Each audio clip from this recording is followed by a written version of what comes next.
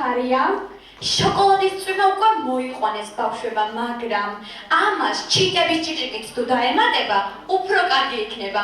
მართალი ხარ, შოკოლადის წვიმა, ჩიტების ჭიკჭიკი, უღრუბლოცა კრიალა ზღვა, რაგინა სხვა. მოდი სცენაზე მოვიწვიოთ. ელენე შანიძე სიმღერით რადილა თენდება. აპლოდისმენტები!